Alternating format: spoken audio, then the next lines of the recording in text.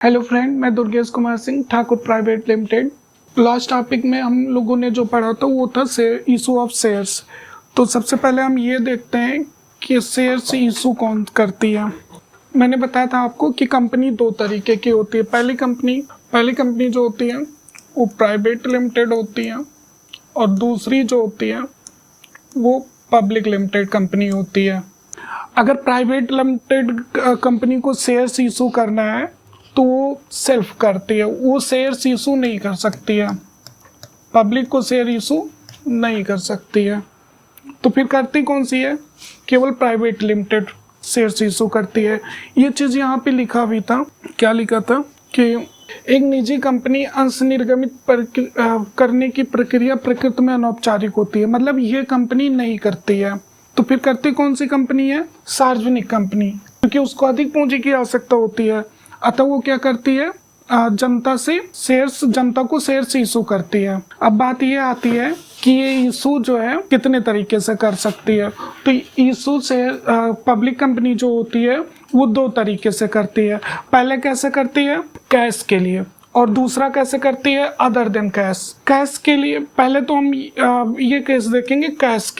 Cash के लिए जो करती है ये भी दो तरीके से करती है। ठीक है, कैसे करती है मैं आपको बता रहा हूँ। आप ये देखिए कि जो शेयर्स कंपनी इशू करती है केवल पब्लिक कंपनी इशू करती है, केवल पब्लिक कंपनी शेयर इशू करती है। पहला कैश के लिए करती है और दूसरा अदर देन कैश के लिए करती है। तो पहला जो केस है वो हम लोग देखते हैं कैश के लिए कैसे करती है। ठीक है, जो पब्लिक कंपनी होती है वो जनता को शेयर्स इशू करती है कैश के लिए। तो पहला जो पॉइंट होता है वो लमसम, यानी कि एक मुश्त में मांग लेती है। दूसरा क्या होता है? इंस्टॉलमेंट में करती है, किस्तों में करती है। दूसरा कैसे इशू करती है? किस्तों में। तो पहला हम देखते हैं कि लमसम क्या मतलब होता है। लमसम का ये मतलब होता है कि एक साथ मांग लेती है। मान लेते हैं जैसे एबीसी लिमिटेड कंपनी है, ये क्या करती है? 5000 शेयर्स इशू करती है एट द ₹10 ईच। ठीक है, एक बार में क्या करती है? 5000 शेयर्स इशू करती है और एक शेयर की वैल्यू कितनी है? ₹10। ठीक है, तो इसमें क्या होता है कि एक टाइम ही पेमेंट होता है। तो इसके लिए जनरल एंट्री हम लोग क्या बनाते हैं? Bank account debit to share application account. कितना शेयर इशू किया है? 5000 ₹10 ईच, यानी कि कितना अमाउंट आ जाएगा यहाँ पे? 50,000। क्रेडिट में भी कितना जाएगा? 50,000। फिर इसको क्या करते हैं? एप्लीकेशन मनी को हम शेयर कैपिटल में ट्रांसफर कर देते हैं। तो जनरल एंट्री मेरी क्या बनेगी? Share application account debit to share capital account. कितने से? 50,000 से। यहाँ पे हम नरेशन भी लिखेंगे कि being share application money received. ठीक है, यहाँ पे क्या करेंगे? यहाँ पे क्या हो रहा है? एप्लीकेशन मनी है वो हम किस में ट्रांसफर कर दे रहे हैं? शेयर कैपिटल में। तो यहाँ पे हम लिखेंगे being share application money transferred to share capital. तो यहाँ पे आप क्या देखें कि 5000 शेयर इशू कर रहा है और एक शेयर की वैल्यू कितने की है? ₹10 की, मतलब कितना अमाउंट इशू कर रहा है? 50,000। तो उसने क्या किया कि एक ही बार में पूरा पेमेंट मांग लिया। तो हम इसके लिए दो एंट्री करते हैं। पहला जो एप्लीकेशन मनी रिसीव्ड और दूसरा शेयर एप्लीकेशन मनी को हम शेयर कैपिटल में ट्रांसफर कर देते हैं। बस इसमें एक केस और बनता है। क्या बनता है कि ये जो है क्या करती है? कभी कभी प्रीमियम पे भी इशू करती है। तो उसके लिए भी देखते हैं कि जनरल एंट्री क्या बन रही है। ठीक है, अब हम देख रहे हैं जब ये कंपनी प्रीमियम पे इशू कर रही है। किस पे कर रही है? प्रीमियम पे। तो एग्जांपल्स देखते हैं, सेम एग्जांपल्स लेते हैं कि 5000 shares issued at ₹10 each at a premium ₹5। तो क्या बन रही है? एक कंपनी है जो 5000 शेयर को इशू कर रही है। कितने पे? ₹10 का। कितने पे? ₹5 प्रीमियम पे। तो हम जनरल एंट्री क्या बनेंगे इसकी? जनरल एंट्री बनेगी, पहली बनेगी जनरल एंट्री जो एप्लीकेशन मनी रिसीव की होगी। तो जनरल एंट्री बनेगी bank account debit to share application money, share application, ठीक है। कितने अमाउंट से बनेगा ये बनेगा being share application money received, ठीक है। कितने से बनेगा, ये बनेगा आपका 5000 इंटू 15। क्यों? क्योंकि प्रीमियम भी इसमें शामिल होगा, तो 15×25 75। अब एप्लीकेशन मनी हम क्या करेंगे, ट्रांसफर करेंगे, एप्लीकेशन मनी ट्रांसफर करेंगे। तो मेरा जनरल एंट्री क्या बनेगा, share application money, share application account debit to share capital to securities premium, ठीक है। यहाँ पे आप देखेंगे कि जो शेयर एप्लीकेशन है वो 75 है, तो हम इसको ऐसे ही रख ले रहे हैं 75, ठीक है। मेरा जो क्या था, कितने की एक शेयर्स थी 10, तो यहाँ पे जो हमारा अमाउंट जाएगा कैपिटल में कितना जाएगा 5000 इंटू 10, यानी कि कितना जाएगा ये 50,000। और जो प्रीमियम होगा वो 5000 शेयर्स पे कितने, एक शेयर्स पे कितना है 5 रुपीज, यानी कि ये अमाउंट कितना हो जाएगा 25। तो लमसम पे ये दो केस पूछता है, पहला पार पे जो मैंने पीछे देख लिया है, और प्रीमियम पे क्या करते हैं, टोटल अमाउंट देखो भाई, अगर हम शेयर इशू कर रहे हैं 5000, तो जो परचेज करेगा वो 10 रुपए देगा प्लस प्रीमियम का भी देगा, तो एक शेयर पे कितना पेमेंट करेगा 15 रुपीज, तो 5000 पे कितना पेमेंट करेगा 75,000, ठीक है। एप्लीकेशन मुझे कितने से रिसीव हुई 75,000 से। फिर हम क्या करते हैं, वही अमाउंट किस में ट्रांसफर कर देते हैं, कैपिटल में। लेकिन कैपिटल कितनी है एक शेयर्स की, यहाँ पे 10 रुपीज, तो 10 इंटू 5 50 हो जाएगा, और 5 प्रीमियम आएगा 5000 शेयर्स पे, यानी कि 25। इतनी बात क्लियर, ठीक है। फिर हम आगे देखते हैं। हालांकि इसके कुछ लोग कुछ बुक्स में इसकी जनरल एंट्री जो देते हैं वो इस तरीके से देते हैं, एप्लीकेशन मनी रिसीव के टाइम पे जनरल एंट्री देते हैं bank account debit to share capital, ये डायरेक्ट दे देते हैं, जो भी अमाउंट है यहाँ पे डायरेक्ट देते हैं, ठीक है। ये कैसे आया, मैं एक बार इस पे भी आपको बता रहा हूँ कैसे आया। ये देखिए क्या होता है कि जब हम मनी एप्लीकेशन मनी रिसीव होती तो हम लोग जनरल एंट्री बनाते हैं bank account debit to share application, जो भी है अमाउंट यहाँ पे लिखते हैं, और फिर ट्रांसफर के केस में क्या करते हैं, share application account debit to क्या करते हैं, share application account debit to share capital. होता क्या है, शेयर एप्लीकेशन से शेयर एप्लीकेशन कैंसिल होता है, bank account debit to share capital, ये फाइनल एंट्री। यहाँ पे कहीं कहीं पे डायरेक्ट एंट्री दिया जाता है, तो आप चाहे तो डायरेक्ट भी बना सकते हैं। हाँ, क्या होता है कि जो प्रीमियम का अमाउंट होगा वो यहाँ पे जुड़ जाएगा। अगर प्रीमियम का केस होगा तो क्या होगा, सिक्योरिटीज प्रीमियम आपका लग जाएगा यहाँ पे। कैसे, पिछला एग्जाम्पल से देखें तो यहाँ पे 75 आएगा, क्योंकि 15 का था, तो यहाँ पे 75 आएगा, और यहाँ पे शेयर कैपिटल में आपका जाएगा 50,000, यहाँ पे आपका आएगा 50,000, और यहाँ पे प्रीमियम में जाएगी कितनी वैल्यू 25,000। तो आप चाहें तो डायरेक्ट एंट्री भी यहाँ पे कर सकते हैं, बट हमें क्या करना है, नॉर्मली हमें स्टेप बाय स्टेप करना है, ठीक है। अब आगे क्या केस देखते हैं क्या है। हाँ, तो फिर हम आपको अगला पॉइंट जो बताने जा रहे थे वो ये था कि जब कोई कंपनी शेयर्स किस में इशू करते हैं, इंस्टॉलमेंट में, मतलब किस में, किस्तों में, तो क्या होता है कि 3 केस बनते हैं। हम एक एग्जांपल लेके देखते हैं इसका कैसे होता है। मान लीजिए एक एबीसी लिमिटेड कंपनी है, वो क्या करती है कि जो अपने शेयर्स है वो क्या करती है, जनता के लिए शेयर्स इशू करती है, ठीक है। तो ऐसे केस में क्या होता है कि 3 केस बनेगा। कौन कौन सा, एक बनेगा फुल सब्सक्रिप्शन, दूसरा बनेगा अंडर सब्सक्रिप्शन, और थर्ड ओवर सब्सक्रिप्शन। ये देखते हैं होता क्या है। तो पहले हम देखते हैं फुल सब्सक्रिप्शन। मान लेते हैं कि एबीसी लिमिटेड जो है वो 5000 शेयर्स इशू की, तो अब ये मार्केट में शेयर्स कितने हैं 5000। अगर एप्लीकेशन पूरे के लिए आए, सिर्फ पूरे के लिए, तो ये मेरा केस क्या होगा, फुल सब्सक्रिप्शन, यानी कि 5000 शेयर्स इशू किए, एप्लीकेशन भी 5000 का, तो हम इसको क्या बोलते हैं, फुल सब्सक्रिप्शन। हिंदी में इसको बोलते हैं पूर्ण अभिदान, ठीक है। दूसरा केस क्या होता है कि 5000 शेयर्स इशू किए, उससे कम, हालांकि ये पॉइंट पूछ लेता है कि कम कितना होना चाहिए, तो कम से कम 90% होना चाहिए। तो क्या है कि 5000 से शीशो की एप्लीकेशन मुझे रिसीव हो 4500 के लिए, तो कितना कम है, तो इसको हम क्या बोलते हैं, अंडर सब्सक्रिप्शन। इसको हिंदी में बोलते हैं, क्या बोलते हैं इसको, अल्प अभिदान। इसको हम हिंदी में बोलते हैं अल्प अभिदान। अल्प अभिदान मतलब इसका ये हुआ कि हम जितना इशू कर रहे हैं उससे कम एप्लीकेशन हमें रिसीव हो रही है। थर्ड केस क्या हो सकता है कि 5000 शेयर्स इशू की उससे ज़्यादा हो गया, मान लीजिए 6000 हुआ, तो इसको क्या बोलते हैं, ओवर सब्सक्रिप्शन। ओवर सब्सक्रिप्शन यानी कि अधि अभिदान, हिंदी में बोलते हैं अधि अभिदान। तो पहले जो हम क्या करेंगे, पहला वाला केस देखेंगे। पहला वाला केस क्या है, फुल सब्सक्रिप्शन यानी कि पूर्ण अभिदान। इसमें क्या होता है, फुल सब्सक्रिप्शन, ये हम देख रहे हैं कौन सा पॉइंट, फुल सब्सक्रिप्शन यानी कि पूर्ण अभिदान। पूर्ण अभिदान, ठीक है, ये केस हम देखेंगे,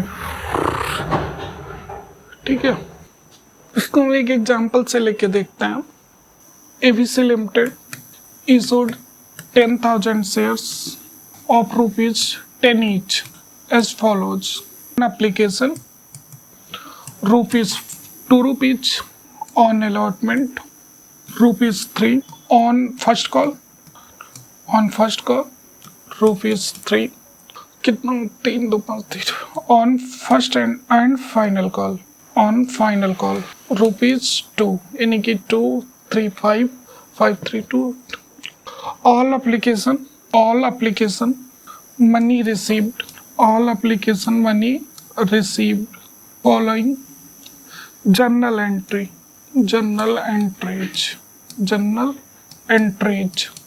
following journal entry। तो देखिए होता क्या है, एबीसी लिमिटेड 10,000 शेयर्स इशू की, उसकी एक शेयर्स की वैल्यू 10,000 है, और ये कैसे मांगती है, एप्लीकेशन पे 2 रुपए, अलॉटमेंट पे 3 रुपए, फर्स्ट कॉल पे 3 रुपए एंड फाइनल कॉल पे 2 रुपए, 2 3 5 3 8 10 रुपए मांग लिया।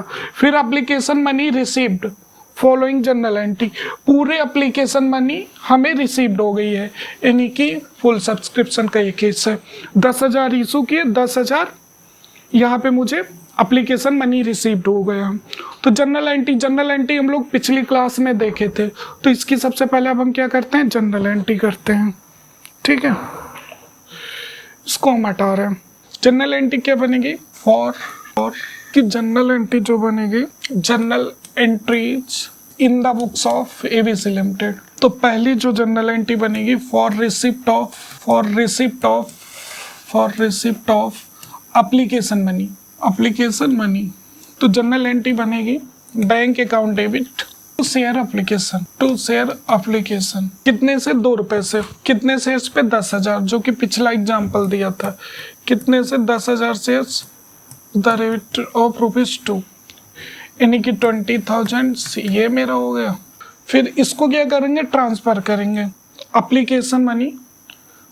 दूसरी एंट्री जो मेरी बनेगी वो बनेगी for application money transfer to share capital, application money transfer to share capital, ठीक है। यहाँ पे हम नरेशन भी लिख देते हैं, क्या नरेशन बनेगा, बीइंग एप्लीकेशन मनी रिसीव्ड। तो यहाँ पे क्या बनेगा, for application money transfer to share capital. इसके लिए जनरल एंट्री क्या बनेगी, share application account debit to share capital, कितने अमाउंट से, 20, ठीक है। यहाँ पे हम लिख देंगे for application money for transfer, ठीक है। फिर क्या होगा, तो थर्ड एंट्री बनेगी, वो क्या बनेगी, इसको हटा रहे हैं। थर्ड एंट्री जो मेरी बनेगी वो बनेगा for allotment money due. Allotment पे कितने रुपए था, 3 रुपए। तो जनरल एंट्री क्या बनेगी, there allotment account debit to share capital, कितने से, 10,000 इंटू ₹3, 30 इधर जाएगा और 30 इधर जाएगा।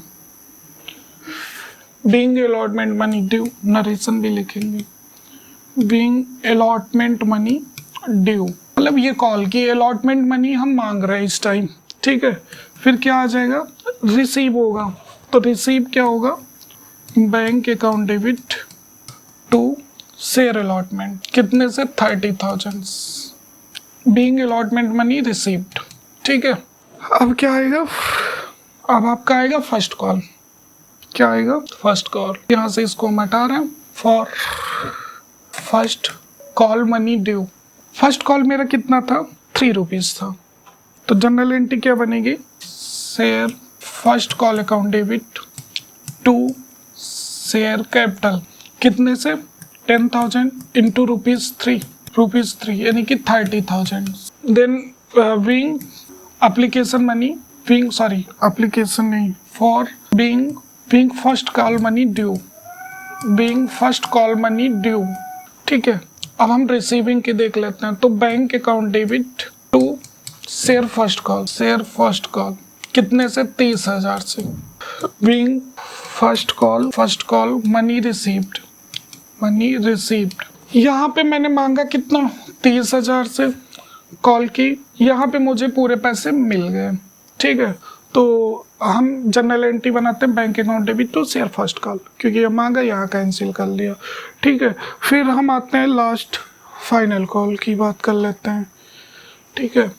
तो यहाँ पे बनेगा और second and final call money due.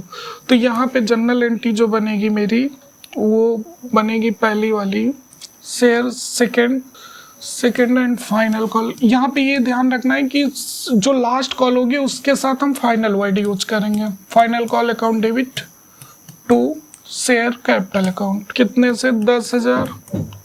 एक शेयर की वैल्यू जो थी वो लास्ट कॉल पे 2 रुपए थी, यानी कि 20,000। ठीक है। Being second and final call money due. ठीक है। अब फिर क्या करोगे, रिसीविंग में मेरा आ जाएगा bank account debit to share second and final call, कितने से पूरे रिसीव हो गए। तो 30,000 से हम यहाँ कर लेते हैं, being second call money receive. ठीक है। तो ये मेरा फुल क्वेश्चन है। ठीक, तो इसको अब हम हटाते हैं फिर यहाँ से। हाँ, एक चीज़ हम और देख लेते हैं। कोई भी कंपनी इंस्टॉलमेंट में शेयर्स जब इशू करती है तो उससे ये फायदा होता है कि कंपनी को इंस्टॉलमेंट शेयर इशू करने के लिए कंपनी को क्या क्या फायदा है, ये चीज़ मैं आपको बता रहा हूँ।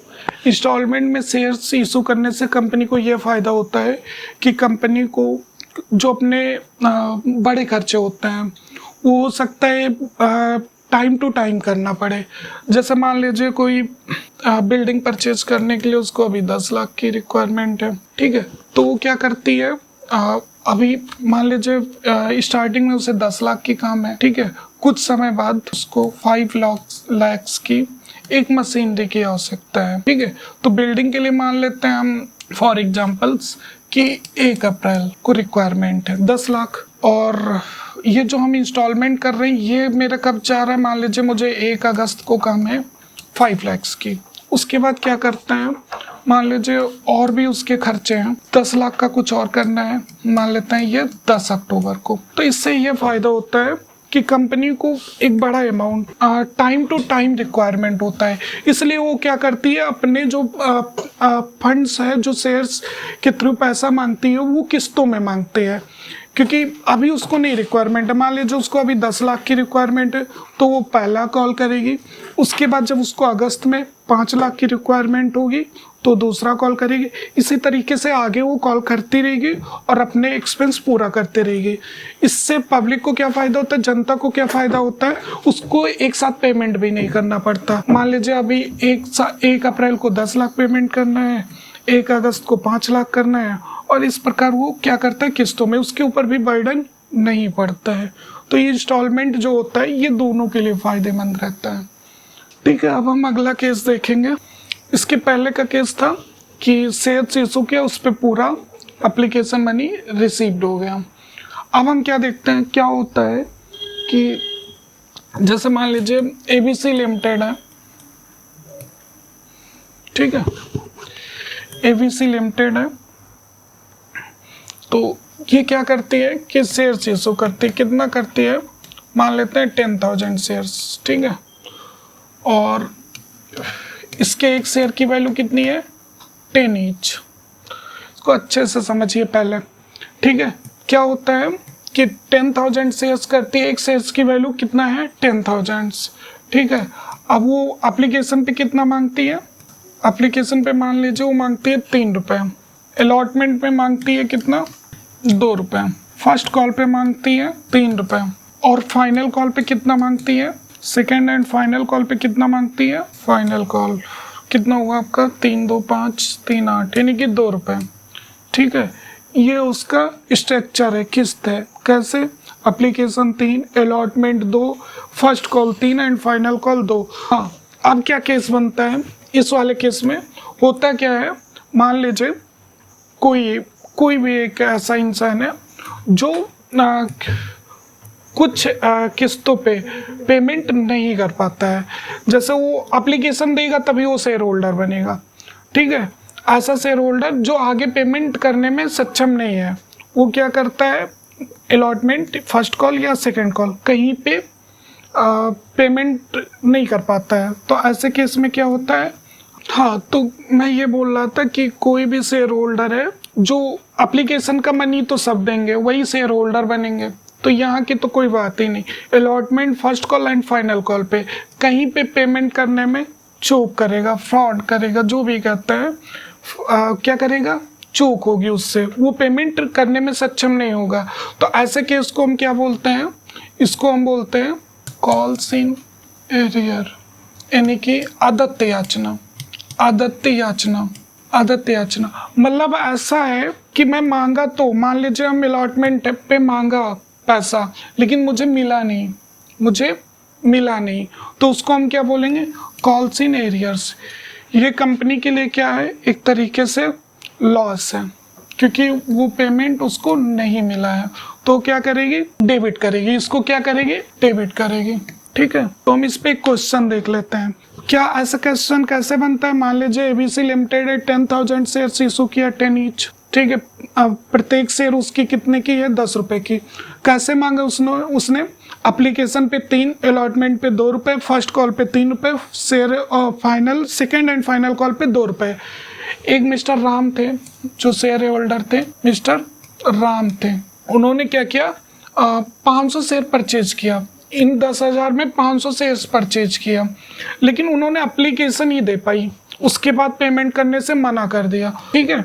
तो क्या हुआ कि allotment first call and second and final call payment नहीं कर पाया, ठीक है। तो ऐसे केस को हम क्या बोलते हैं, कॉल्स इन एरियर्स, यानी कि आदित्य याचना। इस पे कैसे क्वेश्चन बनता है, एक क्वेश्चन हम देखते हैं, प्रैक्टिकल क्वेश्चन कैसे करते हैं, ठीक है। पहले मैंने नॉर्मल केस देखा, अब क्या देखा, कॉल्स इन एरियर्स,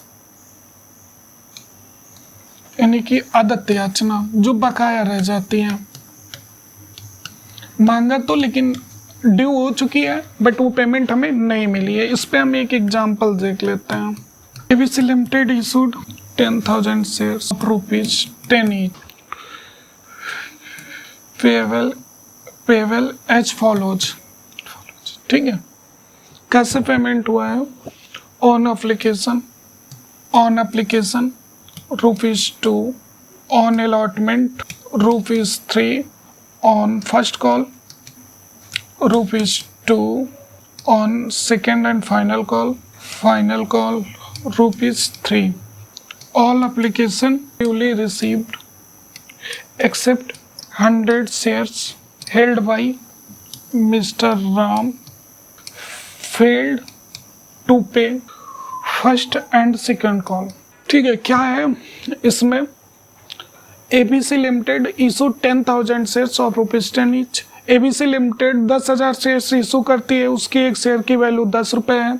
उन्होंने जो किस्त बनाया वो इस तरीके से बनाया, एप्लीकेशन पे 2 रुपये, अलॉटमेंट पे 3 रुपये, फर्स्ट कॉल पे 2 रुपये, सेकेंड एंड फाइनल कॉल पे 3 रुपये।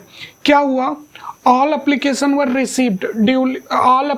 वर ड्यूली रिसीव्ड, सभी एप्लीकेशन प्राप्त हुए, एक्सेप्ट, सिवाय किसके, 100 शेयर्स जो हेल्ड बाय मिस्टर राम, जो राम द्वारा धारित थे।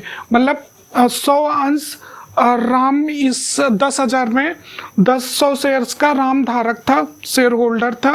वो क्या किया, फेल्ड टू पे फर्स्ट एंड सेकंड कॉल। उसने क्या किया कि फर्स्ट कॉल और सेकंड कॉल का पेमेंट नहीं कर पाया। मतलब उससे 100 रुपये पे 100 शेयर्स पे 10 रुपये मांगा गया था एक शेयर पे। उसने क्या किया, एप्लीकेशन दे पाया और अलॉटमेंट, उसके बाद फर्स्ट कॉल नहीं दे पाया ना सेकंड कॉल दे पाया।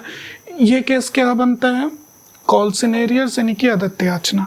ठीक है, कैसे जनरल एंट्री करते हैं, पहले ये चीज़ आप नोट कर लो, फिर हम इसकी जनरल एंट्री करते हैं।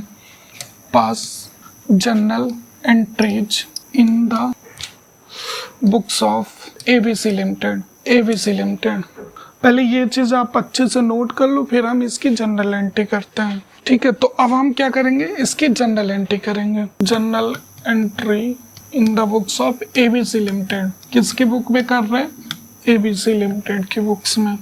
ठीक, तो मेरा जो पहला क्वेश्चन मेरा पहला ये था, पहली जनरल एंट्री जो बनेगी वो एप्लीकेशन मनी की बनेगी। ठीक है, अगर हम देखें तो 10,000 शेयर्स था, कितना था, 10,000 शेयर्स था। एप्लीकेशन पे कितना मनी था, 2 रुपये। एप्लीकेशन पे कितना था, 2 रुपये। तो मेरा जो जनरल एंट्री बनेगा, bank account debit to share application. कितने, 10,000 शेयर से इशू किया, कितने रुपीज से, 2 रुपीज के हिसाब से। तो ये क्या हो जाएगा, 20,000। नरेशन लिखेंगे, being share application money, share application money received, being share application money received.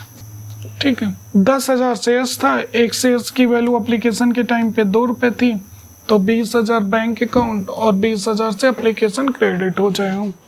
ठीक है, अगली एंट्री क्या करेंगे, अगली एंट्री ये करेंगे कि शेयर एप्लीकेशन को हम शेयर कैपिटल में ट्रांसफर कर देते हैं। तो जनरल एंट्री बनेगी share application account debit to share capital account, कितने से, 20,000 से। नरेशन लिखेंगे, being share allotment money transferred to share capital account. इसको नोट करिए, पहले एप्लीकेशन मनी यहाँ पे रिसीव हुई, यहाँ पे हम ट्रांसफर कर दिया। अब क्या होगा, थर्ड एंट्री अलॉटमेंट की बनाएंगे। अलॉटमेंट की जो वैल्यू है वो 3 रुपये पर शेयर से। तो जनरल एंट्री मेरी बनेगी, third entry share allotment account debit to share capital account. 10,000 share से 3 रुपये हैं, तो ये 30,000 हो जाएगा, 30,000। नरेशन क्या लिखेंगे, बीइंग, ठीक है, शेयर अलॉटमेंट मनी ड्यू। ठीक है, इसकी रिसीविंग की भी एंट्री कर लेते हैं। फोर्थ हो जाएगा bank account debit to share allotment account, कितने से, 30,000 रुपये से। नरेशन लिखेंगे, being share allotment account share allotment money received.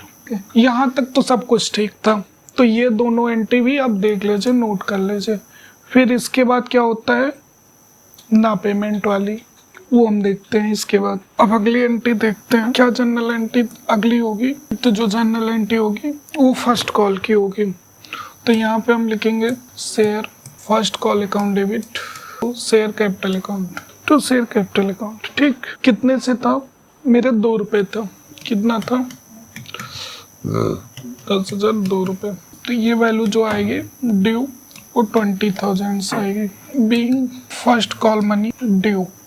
यहाँ तक तो सब कुछ ठीक है। इसके बाद क्या होता है, जब रिसीविंग की बात आती है, तो एक मिस्टर राम थे, उन्होंने क्या किया, 100 शेयर का पेमेंट, 100 शेयर पे पेमेंट नहीं कर पाया। 100 शेयर्स उनके पास थे और एक शेयर की वैल्यू अलॉटमेंट के फर्स्ट कॉल के टाइम कितना था, 2 रुपये। यानी कि उन्होंने कितना पेमेंट नहीं कर पाया, 200। कितना पेमेंट नहीं कर पाया, 200 रुपये। ठीक है, तो जो जनरल एंट्री हम बनाएंगे वो इस तरीके से बनाएंगे, bank account debit all in arrears account debit to share first call account, to share first call, to share first call. ये अमाउंट कितना जाएगा, देखिए मुझे रिसीव होना कितना था, 10,000 रुपये। मुझे कितना रिसीव होना था, सॉरी 20,000। ड्यू अमाउंट कितना था, 20। मुझे रिसीव होना था 20,000। एक राम थे, उन्होंने पेमेंट नहीं कर पाया, कितने से? 200 से। तो जो रिसीव हुआ है वो कितना हो जाएगा? 19,800। कितना हो जाएगा? 19,800। तो मेरा जो बैंक अकाउंट जाएगा वो कितना जाएगा? 19,800। एंड कॉल्स इन एरर्स में कितना जाएगा? 200। और जो शेयर फर्स्ट कॉल हो जाएगी वो कितने से हो जाएगी? 20,000 से। नरेशन लिखेंगे being first call money received accept. हाँ, तो आप क्या देखें यहाँ पे 20,000 ड्यू था, मुझे रिसीव कितना हुआ? 19,800। और मेरा जो बकाया था वो कितना था? 200 रुपये। ठीक है, यहाँ पे कैपिटल कितना हो जाएगा? 20,000। ठीक, नरेशन लिखेंगे first call money received accept 100 shares. मतलब मुझे application first call money received तो हुई, 100 शेयर्स पे नहीं मिला पैसा, वो मैंने यहाँ पे लिखा है और उसकी वैल्यू ये है। ठीक है, इसको अगर हम ऐसे देखें तो कॉल्स इन एरर्स को अगर हम अमाउंट में निकालें, हाँ यहाँ पे अगर हम देखें कॉल्स इन एरियर्स, ये अमाउंट कैसे आता है तो ये मैं बता रहा हूँ कैसे आता है। शेयर्स इनटू जो आपका कॉल अमाउंट है, यहाँ पे कॉल अमाउंट। फॉर एग्जाम्पल्स ये जो अभी हम किए थे, अनपेड शेयर्स कितने थे? 100 पे पेमेंट इन्होंने नहीं कर पाया। कॉल्स कितने थे? 2 रुपीज, यानी कि हमारा जो कॉल्स इन एरियर्स था वो कितना था? 200 रुपये। ठीक है, सेम इसी तरीके से मेरा फाइनल कॉल बनेगा, वो भी हम देख लेते हैं। तो कितने 7वीं एंट्री जो बनेगी वो बनेगी second and final call account debit to share capital account 10,000 into 3 rupees, यानी कि 30,000 being second and final call money due. इसके बाद क्या आता है? रिसीविंग की। यहाँ पे कितना सेकेंड कॉल पे कितना था? कितनी वैल्यू थी? 3 रुपये। एक शेयर की वैल्यू कितनी थी? 3 रुपये। तो अनपेड अमाउंट कितना जाएगा?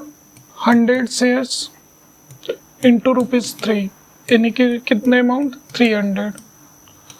तो यहाँ पे जनरल एंट्री जो बनेगी वो बनेगी bank account debit calls in arrears account debit to second and final call account. मेरा जो अमाउंट ड्यू था वो कितना था? 30,000। मुझे रिसीव नहीं हुआ 300, तो रिसीव कितना हुआ? 29,700। तो बैंक अकाउंट की वैल्यू जो जाएगी वो 29,700, कॉल्स इन एरियर्स में 300, और यहाँ पे पूरी की पूरी 30,000 वैल्यू चली जाएगी। ठीक, यहाँ पे भी सेम नरेशन लिखेंगे second and final call money received except of 100 shares.